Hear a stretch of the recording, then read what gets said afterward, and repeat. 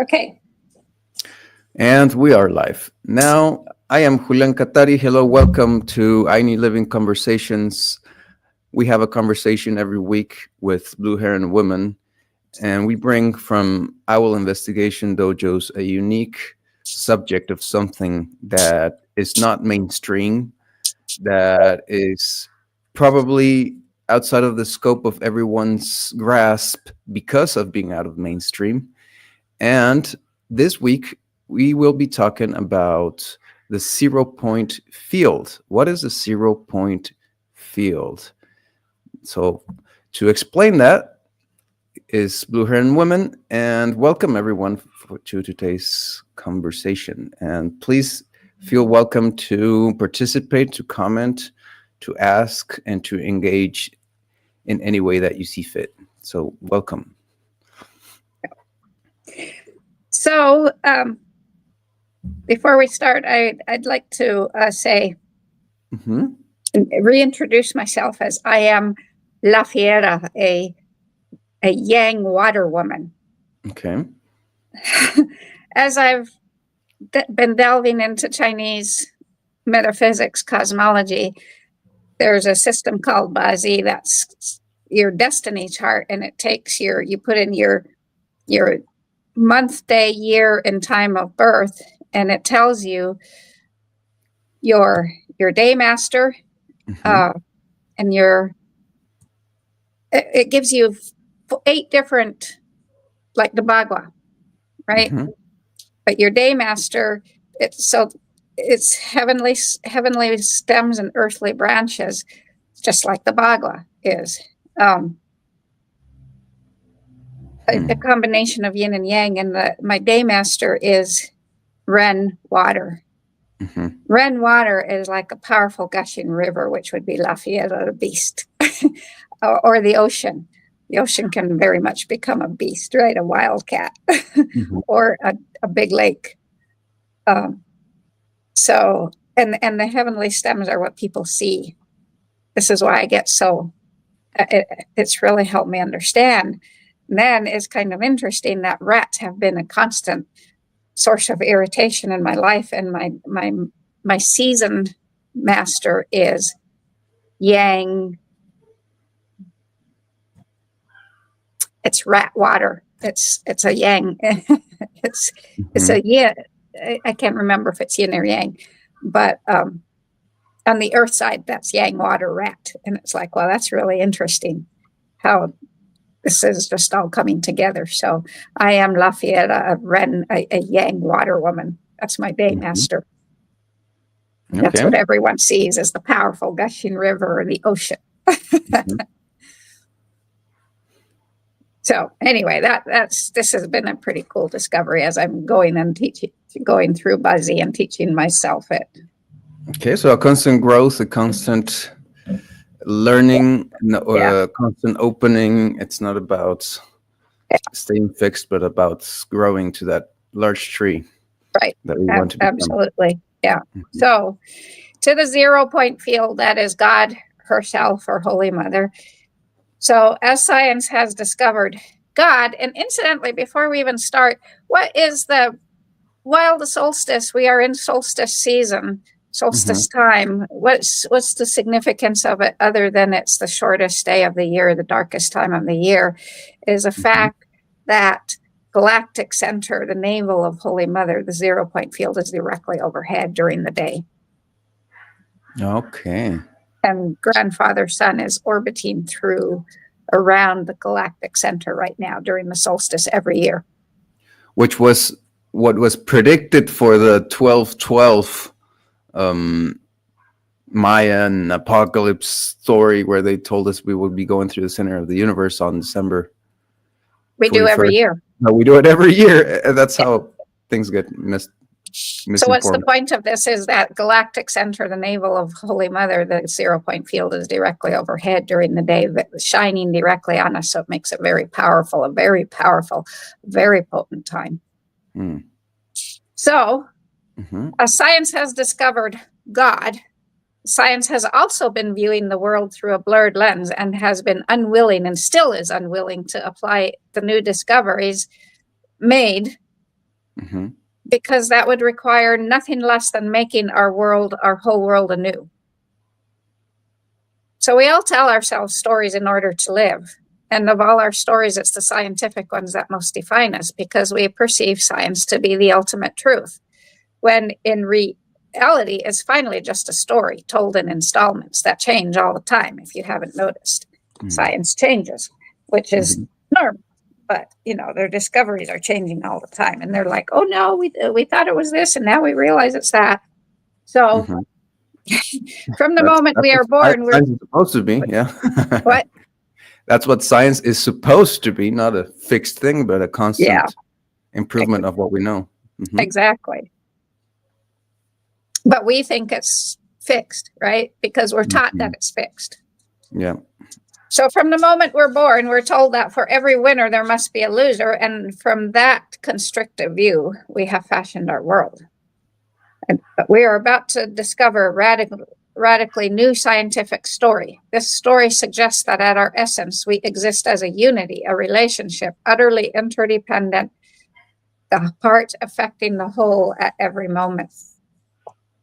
So if we're not separate, when we finally come to realize that through this story that we're not separate, we can no longer think in terms of winning and losing. So then we need to redefine what we designate as me and the not me, and also reform then the way we interact with other human beings, practice business, and view time and space. We also need to reconsider with this new work how we choose and carry out the scientific work, how we choose and carry out our work, our structure our communities, and bring up our children.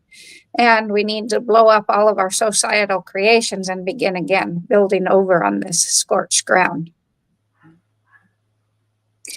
Dozens of scientists in prestigious areas around the world have demonstrated that all matter exists in the vast quantum web of connection, and that an information transfer is constantly going on between living things and their environment.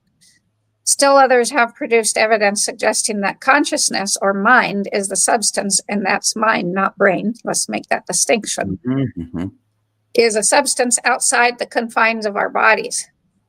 The brain and DNA are not considered to be are now considered to be transducers, which, and not just considered, they're known to be transducers, which transmit, receive from, and ultimately interpret quantum information picked up from the field or from Holy Mother, the 0-point field.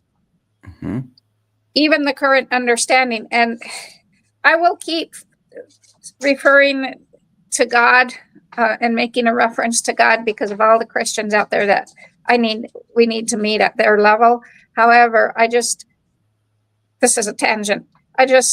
Listening to the Book of Joy by the Dalai Lama and Reverend Desmond Tutu, the Dalai Lama is very much into discovering the latest science. And so one of the latest sciences he found is how important a mother's touch is, which again is a clear revelation that God, as we want to think of God or a higher power, is absolutely feminine. If we cannot thrive without a mother's touch, why would we have a father who created us?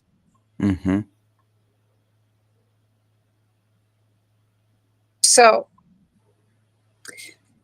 even the current understanding of time as flowing in a single direction has been exposed as an incomplete human construct that needs to be drastically revised from science. At the very frontier of science, new ideas are emerging that challenge everything we believe about how our world works and how we define ourselves. Discoveries are being made that prove that human beings are far more than an assemblage of flesh and bones, which we've all been taught we are. Scientists around the globe have discovered that at our most elemental, we are not a chemical reaction, but we're an energetic charge. We're a battery, essentially, in a way. So you and all living things, you and I and all living things are a coalescence of energy in a field of energy connected to every other thing in the world. And this pulsating energy field is the central engine of our being and our consciousness or mind. And it is the alpha and omega of our existence. Okay. There is no me and not me duality Mm-hmm. to our bodies in relation to this field. There is only the field. And we are the field. Mm-hmm. And everything else in it is me, a reflection of me, Mm-hmm. including my pigs.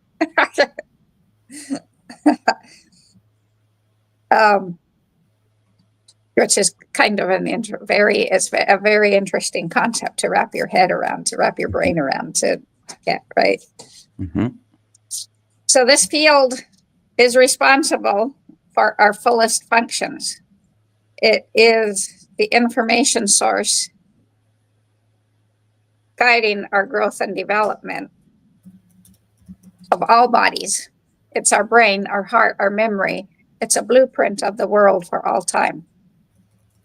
The field, the 0 point field, is the force that gives us innate health, not germs or genes, and it must be tapped in order to heal. We are attached and engaged, indivisible from our world, and our only fundamental truth is our relationship with it. Einstein once said that the field is the only reality, the only real thing, truly real. Mm-hmm. Until now, biology and physics have just simply been the views of Isaac Newton, mostly. Everything we believe about our world and our place within it is from his theories that present all elements of the universe as isolated from each other, divisible, and wholly self-contained. In isolation. Let's phrase that, because we are all wholly self-contained, but we're not in isolation. Mm-hmm. So Newton's theories tore us out of the fabric of the field and the great principle, or God herself. And it's even more potent that they did that because he's very Christian, and he was very Christian, and Christians love to quote him. He was very orthodox Christian. Mm-hmm. So our self-image grew even bleaker with the work of Charles Darwin. His theory of evolution is that of a life that is random, predatory, purposeless, and solitary. So meaning you are an evolutionary accident, as am I, and as are my pigs and the cows and everyone, right? Mm. In his theories, he stripped humanity down to one central facet: survival, eat or be eaten, with the essence of our humanity being a genetic terrorist. So these theories have led to the most desperate and brutal sense of isolation, and they gave us no understanding of the most fundamental mysteries of our being: how we think, how life begins, why we get ill, how a single cell turns into a fully formed human or elephant or cow, etc., and what happens to human consciousness or mind when we die. So we all remain apostles of these views of the world as mechanized and separate. And I've talked about this so much that it's like old news, but we have to continue to speak it until it becomes old news to everyone, right? Yeah. So as the pioneers of quantum physics peered into the very heart of matter, they were astounded by what they saw. The tiniest bits of matter weren't even matter, and not even a set of something, but sometimes one thing, sometimes something quite different, and even stranger. The tiniest bits of matter were often many possible things at the same time. Most significantly, the subatomic particles had no meaning in isolation. They can only have meaning in relationship with everything else. So matter can't be chopped up into self-contained units. We can only understand the universe as a dynamic web of interconnection. So these pioneers of quantum physics also discovered a strange property of the tiniest bits of matter, the subatomic particles, and this property is called non-locality. This is the ability of a quantum entity, such as an individual electron, to influence another quantum particle instantaneously over any distance with an exchange of force or energy. This tells us that quantum particles, once in contact, always retain a connection even when separated, so that the actions of one will always influence the other, no matter how far they get separated. That's called entrainment. or entanglement. Okay. This property of non-locality shattered the foundations of physics because matter can no longer be considered separate from anything. So the world at its most basic consists, our world that we see around us every day, at its most basic consists of a complex web of interdependent relationships forever indivisible. What does this mean to you and me?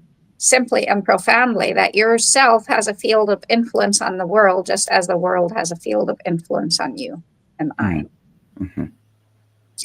Quantum calculations show that we and our universe live and breathe in what amounts to a sea of motion, a quantum sea of light. And this sea of light is not mediated by forces, but by an exchange of energy, which is constantly redistributed in a dynamic pattern.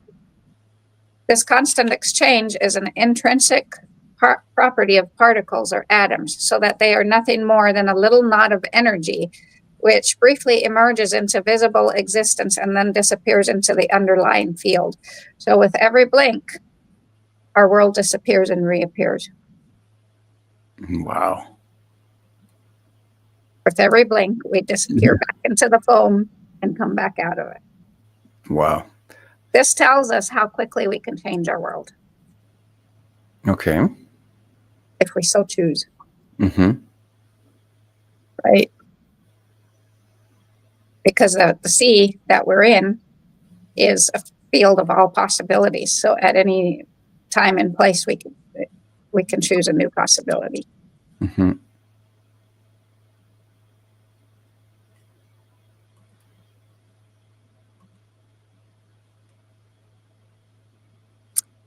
Fluctuations in the atomic world amount to ceaseless passing back and forth of an energy ball, like a game, like the little ball in a game of ping pong. So this energy exchange is like continually exchanging a penny with a friend. You give the penny to the friend and he gives it back, and then you give it back to him because he needs it. Now you need it. And so it's constantly passed back and forth, right? Mm-hmm. This happens among photons, electrons, and all quantum particles of the universe. The field, or the 0-point field, is a repository of all fields and all energy states and all particles or tiny bits of matter. The existence of this 0-point field, or God herself, has shown scientists that all matter in the universe is connected by waves, which are spread out through time and space and carry on to infinity, tying one part of the universe to every other part. Scientists have also proven that the stable state of matter, for example, your body, depends on the dynamic interchange of subatomic particles with the 0-point energy field. Otherwise, you wouldn't even exist. And neither would I, and neither would the chair you're sitting on or the desk that your computer is sitting on, all that. So why then can the atoms make you stable? They needed to figure this out. So they started with the hydrogen atom, the simplest atom in the universe. They wondered why an electron orbits around a proton like Venus orbits the sun, or we orbit the sun. In the solar system, gravity accounts for this. But what they have found, what science has found, is that electrons lose and gain energy constantly from the 0-point field in a dynamic equilibrium balanced at exactly the right orbit. This is why we're tilted, right? Earth tilts away from the sun and closer to the sun with the solstices. Mm-hmm. Electrons get their energy to keep going without slowing down because they are refueling by tapping into the fluctuations of empty space. Well, wait a minute. How can it be empty if there's fluctuations? That's another conundrum of the 0-point field, is it's empty space, but yet it's full of fluctuations. It's not really empty then. So the 0-point, huh? What's the definition of empty? I'm thinking. Yeah, exactly. So the 0-point field, or God herself, accounts for the stability of the hydrogen atom as well as the stability of all matter. It's also been discovered that fluctuations of the 0-point field drive the motions of subatomic particles. And that all motion of all particles in the universe in turn generate the 0-point field. This is called a self-generating feedback loop, which extends across the cosmos. It's kind of like a cat chasing its tail endlessly. This means for you and me and all matter that we are literally connected to the furthest reaches of the cosmos through the 0-point field waves, and we give the 0-point field reason to exist, and she gives us reason to exist constantly, back and forth. So the waves can be represented by a jump rope that's held at both ends and wiggled up and down. The amplitude or height of the wave is half the height of the curve from the peak to the trough, and a single wavelength then or cycle is one complete oscillation, or the distance between two peaks or two troughs. The frequency of the number of cycles in 1 second is usually measured in hertz, called after the guy who discovered this. His last name was Hertz. So 1 hertz equals 1 cycle per second. So in the US, our electricity is delivered to us at a frequency of 60 hertz. In the UK is 50 hertz. And wherever you are, I think probably most around the world, it's all 50 hertz, as opposed to the US, who is 60. That's why when we travel to foreign places, US Americans, we have to get transformers. Cell phones operate at 900 or 1800 megahertz. One of the most important aspects of waves is that they are encoders and carriers of information. And when two waves are in sync, they peak and trough at the same time. This is also called interference, though, and the combined amplitude of the waves then is stronger than a single amplitude, so the signal gets stronger. This is why two people praying for the same thing make it stronger. This amounts to imprinting or exchange of information and is called constructive interference. But if one is peaking while the other is troughing, they cancel each other out. And that's called destructive interference. Once the waves have collided, each wave contains information in the form of energy coding about the other, including all the other information it contains. So a lot of information is exchanged when the waves collide, when the waves come together.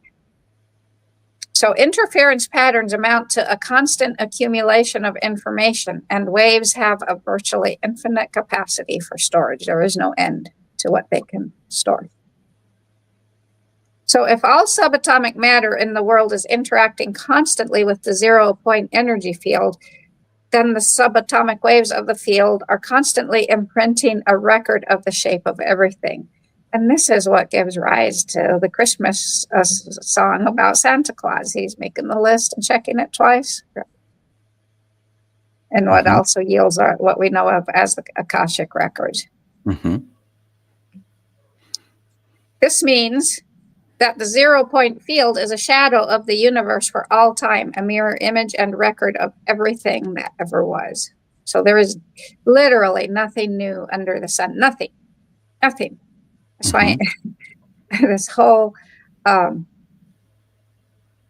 concept of intellectual matter, of intellectual property, is just absolute bullcrap.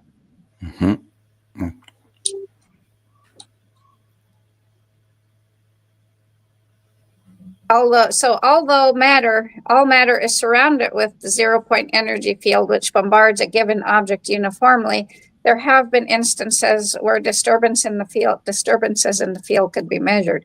And one is called the Lamb shift, which uses radar and caused electrons to move a bit in their orbits.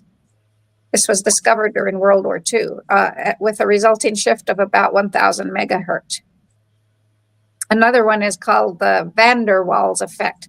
The Dutch physicist that discovered that forces of attraction and repulsion operate between atoms and molecules because of the way that the electrical charge is distributed. And eventually it was found that this has to do with a local imbalance in the equilibrium of the field. So this property allows gases to turn into liquids. The van der Waals effect. Okay. It's getting technical here. Oh yeah. Let's see. And we won't go any deeper into that because we're not scientists. It's not We're about just that. right. We just kind of need to know this to get a better understanding of how our world works. Okay. All right. So So amazing. gravity has baffled physics. Even Einstein couldn't figure out where it came from. I never knew that. Oh, wow. Nobody would ever imagine that statement. Yeah. Yeah. So in 1968, a Russian physicist found that gravity isn't actually an interaction between objects, it's a residual after effect of the 0-point field caused by alterations in the field due to the presence of matter. So we cause gravity. Mhm. Are you now that I sent that video to you and I've been talking about that, we are the cause. We are literally the cause of everything. That's So a particle in the 0-point field begins jiggling due to its interaction with the field, and then two particles start jiggling, and then more start jiggling, and pretty soon all the particles are doing their own jiggling, and the energy generated by the jiggling causes the attraction that we think of as gravity. I love this little sentence because it makes me laugh to think of particles jiggling or dancing. So science has proven that gravitational effects are consistent with 0-point field particle matter motion. So all our vibrations cause gravity. And I read this book some years ago, and it really didn't start making sense till I started delving into it to teach it. Right? To tease apart to figure out what was most important, right? And so this is just incredible to me. So we are beings of light. How do we know this? In 1970, a scientist thought he discovered a cure for cancer. He was playing with UV light and compounds like benzopyrene. After playing with 37 compounds, 36 in addition to the benzopyrene, and the UV light, he found that all the compounds that cause cancer would absorb the UV light and change the frequency of the UV light. He also found that though they reacted to light only at the, he also found that though that they reacted to the light only at a specific wavelength of 380 nanometers.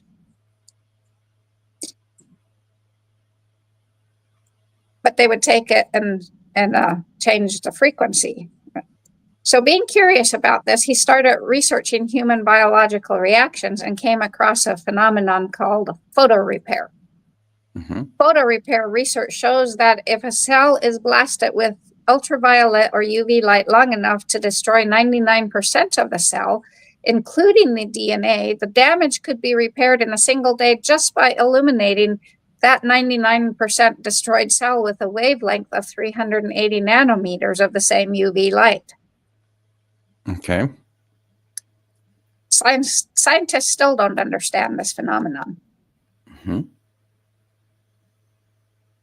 So he then figured if carcinogens would react to that wavelength and scramble it, and damaged cells could repair with that wavelength of 380 nanometers, then nature is just too perfect for this to be a simple coincidence. So he figured there must be some light in the body that is responsible for this photo repair. And so a cancerous compound must cause cancer because it blocks the 380 nanometer light wave, scrambles it so that photo repair can't work. Nobody wanted to accept that there's light in our bodies.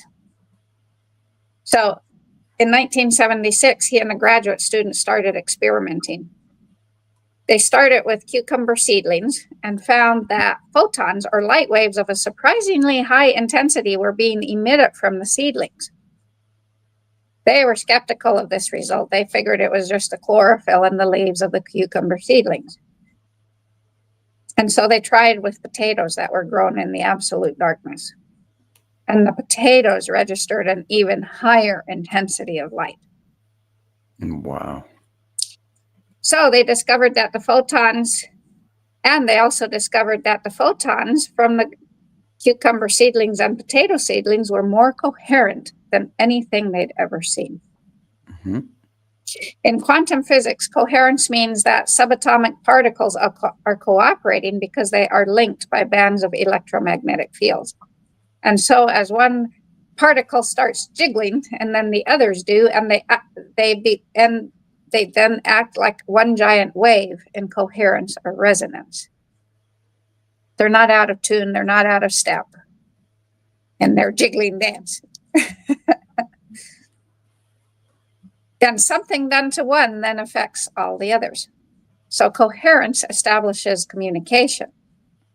And in the potato and cucumber seedlings, the photons were all playing together then like a big orchestra, yet each photon was its own individual instrument able to play its individual jiggle.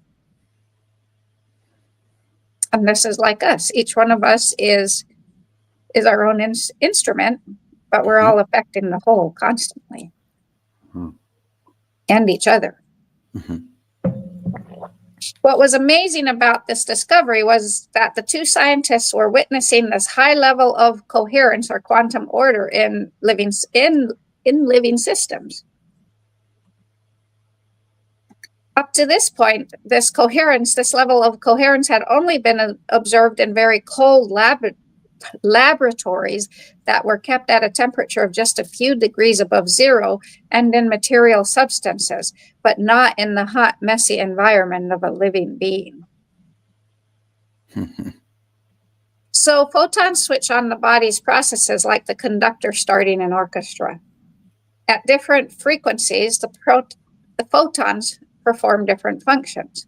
And so these light waves answered the question for the scientists of how the body could manage complicated feats with different body parts instantaneously, or can do more than two things all at once. The single most important question remained then, where were the photons coming from? So they started experimenting with DNA.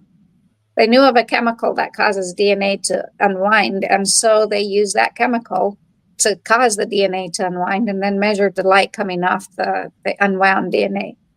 And the more chemical they applied, the more the DNA unwound and the stronger the intensity of its light was. So they discovered that DNA is capable of sending out a large range of frequencies, and some of the frequencies are linked to certain functions of the body.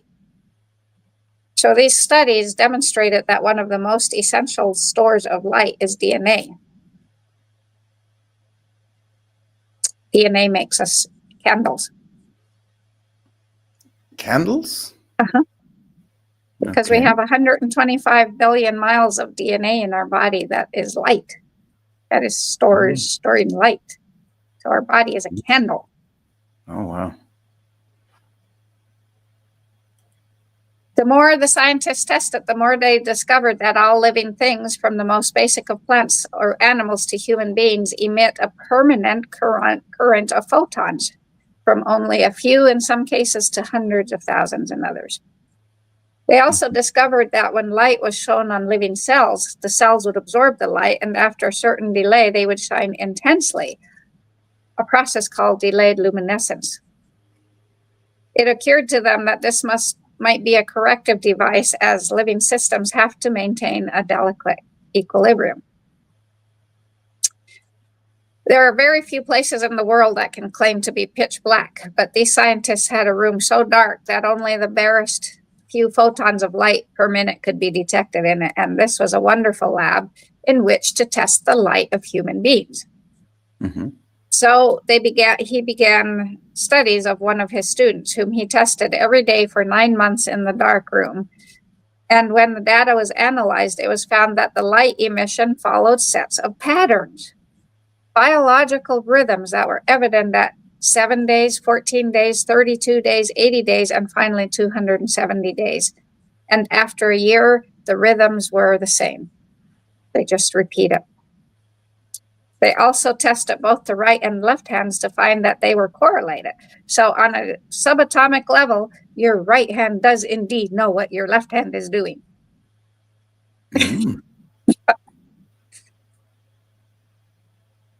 They found that light emissions also followed other natural biological rhythms, such as seasons. So the body follows the world's biorhythms as well as its own. Okay, so this was light from a healthy person. What about a sick person? So the scientist, he tested cancer patients, and in every case, the cancer patients had lost the natural rhythms as well as the coherence. Their lines of internal communication were scrambled. They lost their connection with the world, and in effect, their light was going out. The opposite is true of the disease of multiple sclerosis. MS is a state of too much light, which inhibits the cell's ability to do their job. So MS patients are actually drowning in light. Oh, wow. That's what my grandma died of. Wow. They also studied the effects of stress on the light of the body and found that in a stress state, the light increases in an attempt to return to equilibrium. So maybe the MS comes from a state of being in such constant stress that the light can never return to normal.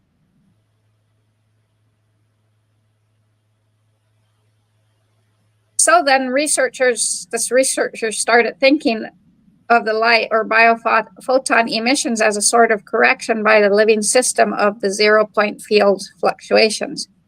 In essence, the zero-point field forces a human being to be a candle. The healthiest body would have the lowest light and be closest to zero state, the most desirable state. And so now they realize that what they've been experimenting with was more than a cure for cancer. They had a model for how all living things evolve. So if DNA uses frequencies of all variety as an information tool, this would suggest a system of perfect communication through waves that encode and transfer information. And it would also account for the body's capacity for regeneration. And you're going to say, most people are going to say, well, wait about that. No, body's not capable of regeneration. Yes, it absolutely is. The bodies of numerous species of animals have demonstrated the ability to regenerate a lost limb. Studies on salamanders as far back as the 1930s have shown that an entire limb and even the lens of an eye could be amputated and entirely regenerate. The researchers started thinking that the light of the body must hold the key to health and illness. So they tested the light emitted from free-range eggs to those of non-free-range eggs, and the light in free-range eggs was far more coherent. In measuring other foods, they found that the healthiest food had the lowest level of light and the most coherence. Any disturbance in the system produces increased photons. So health is a state of perfect subatomic communication, and ill health is a state where communication breaks down, meaning we become ill when our waves become out of sync. My waves aren't waving together, I'm ill.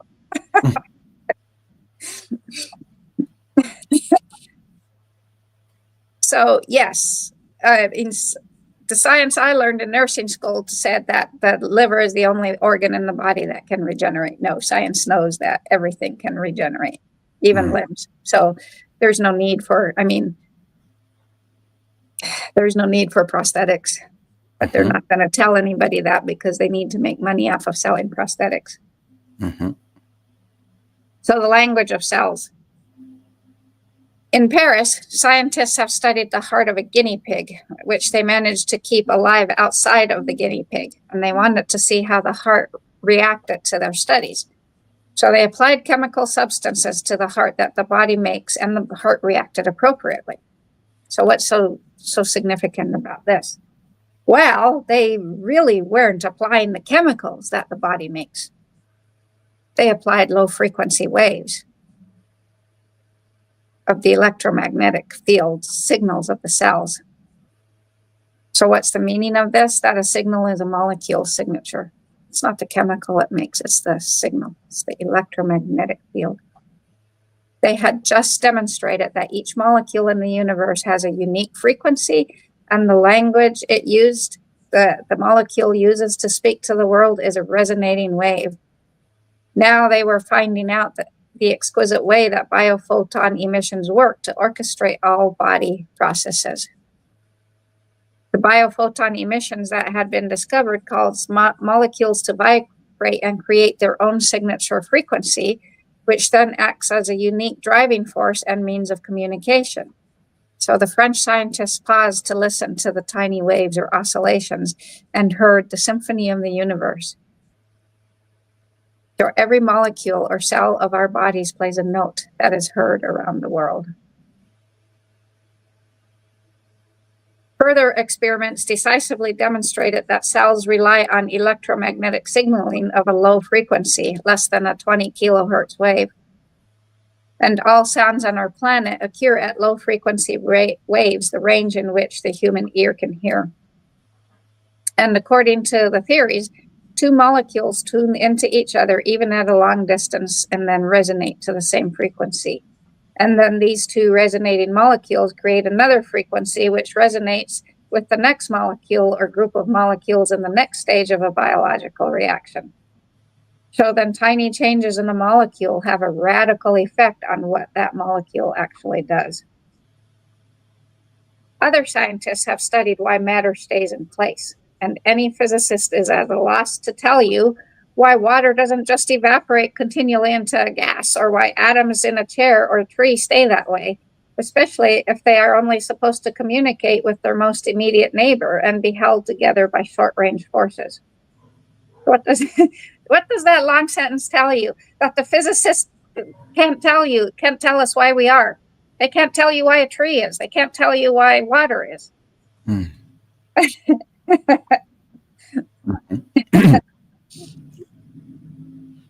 But the studies have demonstrated mathematically that when atoms and molecules are closely packed together, they form a collective behavior called a coherent domain. Water carries coherent domains. That's why Masaru Emoto found out that water makes crystals, because it carries coherent domains like lasers do. This means water is like a tape recorder, imprinting and carrying information whether the original molecule is there or not. This is how homeopathy works. They dilute it, they put the original substance in, mix it with water, and then they dilute it and they dilute it and they dilute it and they dilute it till there is nothing of the original substance in there, but it still causes medicinal effects. Studies have shown that water is so vital for imprinting and carrying information that molecular signals cannot be transmitted without water. Researchers in Japan have found that water molecules have a role to play in organizing discordant energy into coherent protons, and they call this superradiance. This tells us that water, as the natural medium of all cells, acts as the essential conductor of a molecule's signature frequency in all biological processes, and that water molecules organize themselves to form a pattern on which can be imprinted wave information. So water not only sends signals, it amplifies the signals it sends. Okay. In each of your cells, there are structures called microtubules. They are the scaffolding of the cell to maintain its structure and shape. These microtubules are actually microscopic hexagonal lattices made of protein, and 13 strands of tubules wrap around the hollow core of one tubule in a spiral, and all microtubules then in the cell radiate outward from the center to the cell membrane. This is the golden spiral in our bodies, in every cell of our bodies, with the number 13. These honeycomb structures transport all kinds of products, and they are constantly remaking themselves, assembling and disassembling like an endless set of Legos. The scientists who found these microtubules also discovered that they are light pipes, acting as waveguides for the photons, sending the waves from cell to cell throughout the brain and body without any loss of energy. Pretty amazing. Mm-hmm. The brain, and that's, I think the most important part of that is understanding that the scaffolding structure of our cells is 13, and the importance of observing a 13 moon cycle instead of 12, and the 13-day Terasenas of the Mayan calendar. And right, it all comes into coherence when you understand 13 is such an important number. Mm-hmm. That maintains the shape of our cells. Mm-hmm. So the brain. Researchers have found that our brain primarily talks to itself. So if you find yourself talking to yourself, you're not strange, because your brain does that all the time. Mm-hmm. And it talks to itself and to the rest of the body in the language of wave interference, the language of phase, amplitude, and frequency, the spectral domain. So we perceive an object by resonating with it, getting in sync with it. To know the world is literally to be on its wavelength. So think of your brain as a piano. And when you observe something in the world, certain portions of your brain resonate at certain frequencies. So like it's different. Certain portions of your brain are like keys on the piano. Mm-hmm. At any point of attention, your brain presses only certain notes, which then trigger strings of a certain length and frequency. And then the information is picked up by the electrochemical circuits of your brain, just like the vibrations of the strings are heard through the whole piano. So when you look at something, you don't actually see the image of it in the back of your head or on the back of your retinas, but in 3 dimensions, height, length, width, and out in the world. It must be that you are creating and projecting a virtual image of the object into space. This would mean that the art of seeing is one of transforming. In a sense, in the act of observation, you are transforming the timeless, spaceless world of interference patterns into the concrete and discrete world of time and space. Mm-hmm. You create space and time on the surface of your retinas. So when you first notice something, certain frequencies resonate in your brain. The neurons then send information about the frequencies to other neurons. These neurons make a translation of the resonances and send the information to a third set of neurons that then begin to construct a pattern that will set up a virtual image you create by observing.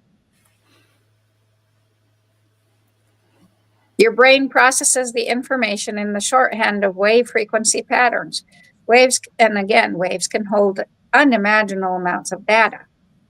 Your brain's conversation with your body also occurs in the form of waves and patterns and not images. So your brain somehow has the capacity to analyze movement, break it down into wave frequencies, and transmit this wave pattern shorthand to the rest of your body. This information transmitted non-locally to many body parts at once explains how you can fairly easily manage complicated tasks involving multiple body parts.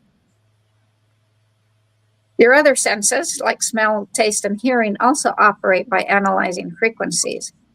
Researchers have studied cats recording frequencies from their brain while a paw was being moved, and found that individual cells respond to only a limited number of frequencies of movement, like the strings of a piano respond to a limited range of frequencies.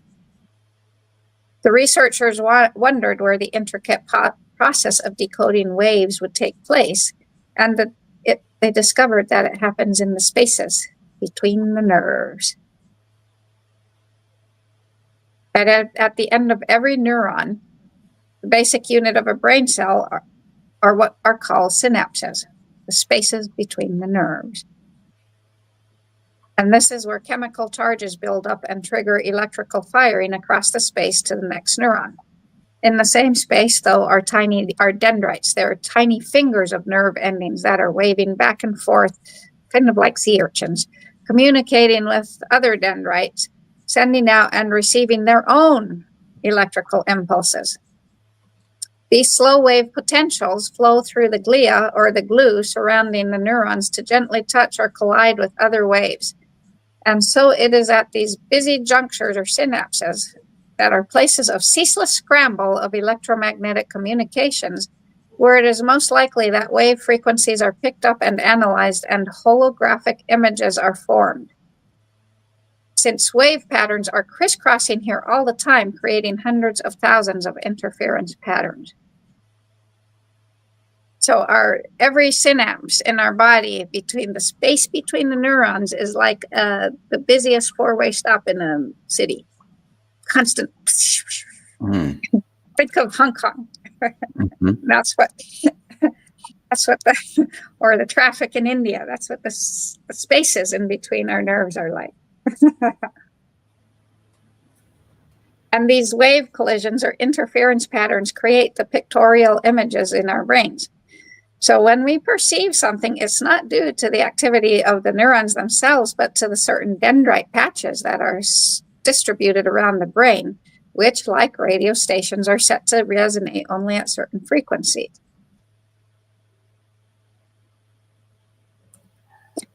With the discovery of the microtubules being light tubes and all of this information about the synapses, we can now say that consciousness or mind is coherent light. Another scientist who pulled all this work from individual scientists together realized that the totality of the work presented itself as a unified theory of mind and matter. The universe, or absolute principle, or God herself, is a vast cobweb of energy exchange. That's why Spider Woman is such a wonderful name for our creator. With a basic substructure containing all possible variations of all possible forms of matter. So the universe, the zero-point field, God herself is a vast dynamic cobweb of energy exchange with a basic substructure containing all possible variations of all possible forms of matter. This energy is what is called Qi in China, Ki in Japan, Prana in India, Mana in Hawaii, and Orgon energy by a man named Wilhelm Reich. The evidence of all this scientific work shows us that nature is not blind and mechanistic, but open-ended, intelligent, and purposeful, making use of a cohesive learning feedback process of information being fed back and forth between organisms and their environment.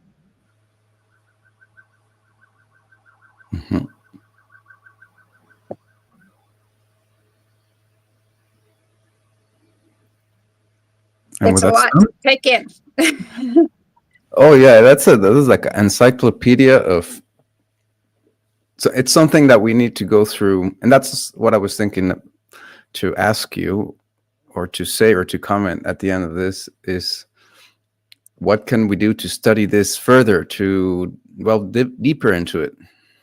Well, we're going to go deeper into it next week with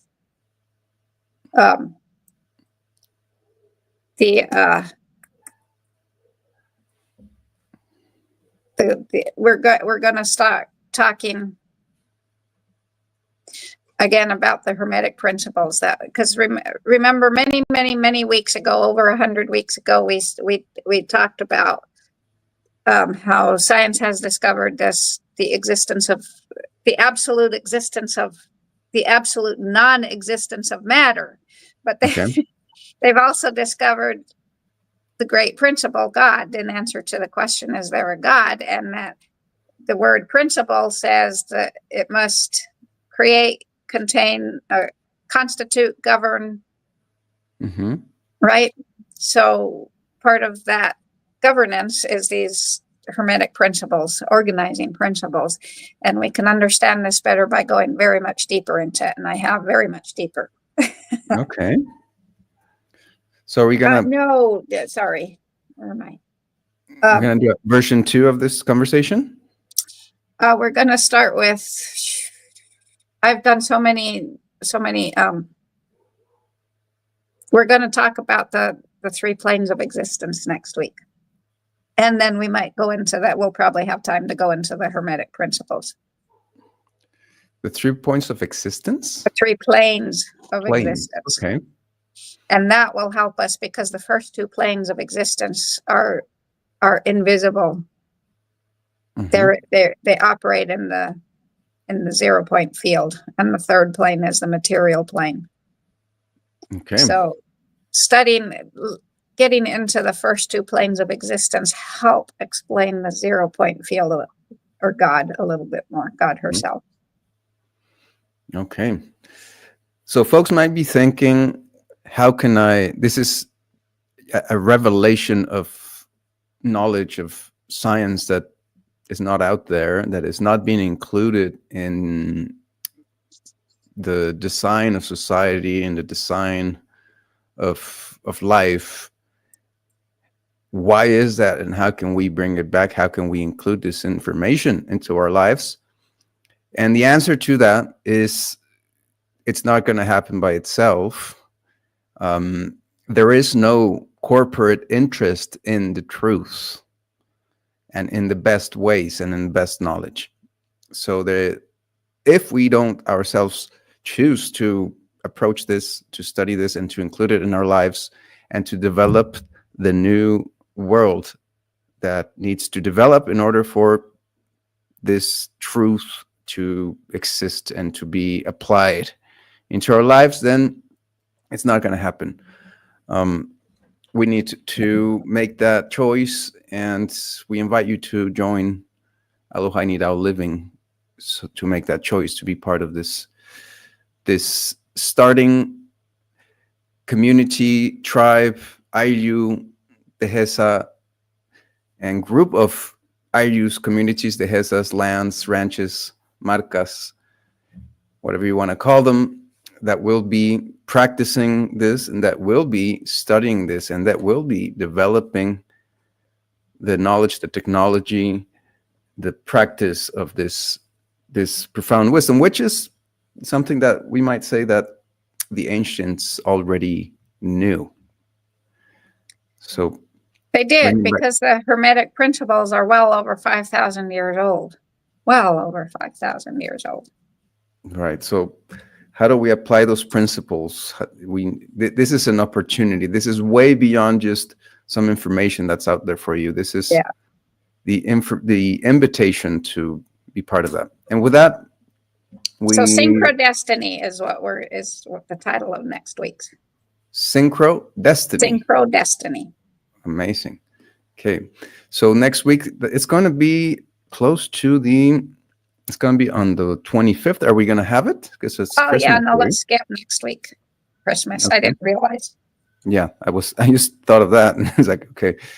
So do you want to do it? But then the next week, Wednesday, is the 1st. I have the calendar here. I don't mind doing it. I don't mind doing it on the 1st, but we can skip the 1st also. Or we can change it to another day. Whatever you say.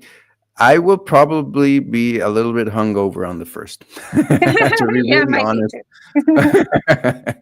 And because I will be having some type of a party, and it does go into late night when I have those type of parties.